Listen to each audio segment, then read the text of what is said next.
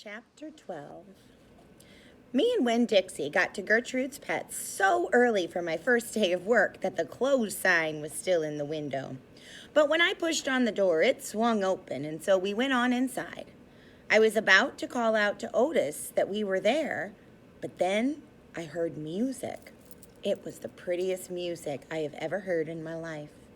I looked around to see where it was coming from, and that's when I noticed that all the animals were out of their cages. There were rabbits and hamsters and gerbils and mice and birds and lizards and snakes. And they were all just sitting there on the floor like they had turned to stone. And Otis was standing in the middle of them. He was playing a guitar, and he had on skinny, pointy-toed cowboy boots, and he was tapping them while he was playing the music. His eyes were closed, and he was smiling. Winn Dixie got a dreamy kind of look on his face. He smiled really hard at Otis, and then he sneezed, and then his whiskers went all fuzzy, and then he sighed and kind of dropped to the floor with all the other animals. Just then, Gertrude caught sight of Winn Dixie. "Dog!" she croaked, and flew over and landed on his head. Otis looked up at me. He stopped playing his guitar, and the spell was broken. The rabbits started hopping, and the birds started flying, and the lizards started leaping, and the snakes started slithering, and Winn Dixie started barking and chasing everything that was moving, and Otis shouted, "Help me!" For what seemed like a long time, me and Otis ran around trying to catch mice and gerbils and hamsters and snakes and lizards. We kept on bumping into each other and tripping over the animals, and Gertrude kept screaming, "Dog, dog!" Every time I caught something, I put it back in the first cage I saw. I didn't care if it was the right cage or not. I just put it in and slammed the door. And the whole time I was chasing things, I was thinking that Otis must be some kind of snake charmer, the way he could play his guitar and make all the animals turn to stone. And then I thought, "This is silly!" I shouted over Winn Dixie barking and Gertrude yelling. I said, "Play some more music, Otis." He looked at me for a minute, then he started playing his guitar. And in just a few seconds, everything was quiet. Winn Dixie was lying on the floor, blinking his eyes and smiling to himself and sneezing every now and then. And the mice and the gerbils and the rabbits and the lizards and the snakes that we hadn't caught yet got quiet and sat still, and I picked them up one by one and put them back in their cages. When I was all done, Otis stopped playing. He looked down at his boots. I was just playing them some music. It makes them happy." "Yes, sir," I said. "Did they escape from their cages?" "No," Otis said. "I take them out. I feel sorry for them being locked up all the time. I know what it's like, being locked up."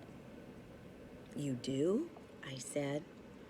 "I've been in jail," Otis said.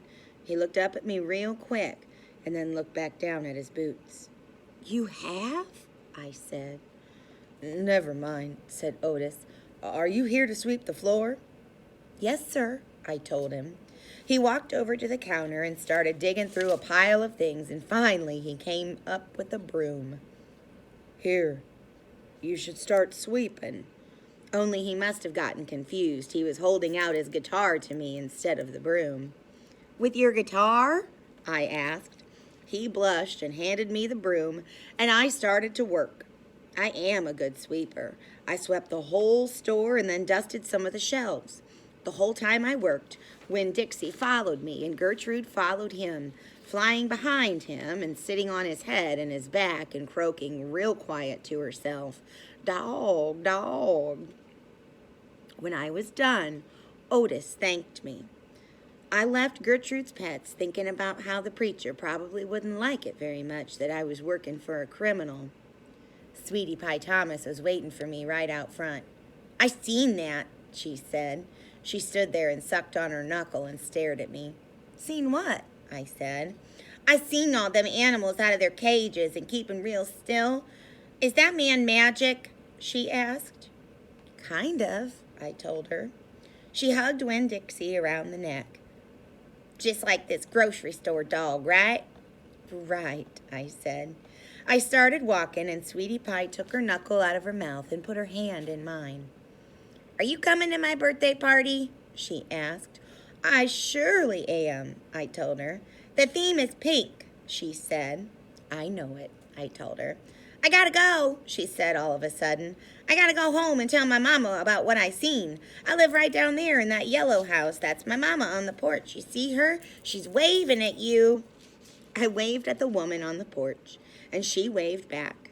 And I watched Sweetie Pie run off to tell her mama about Otis being a magic man.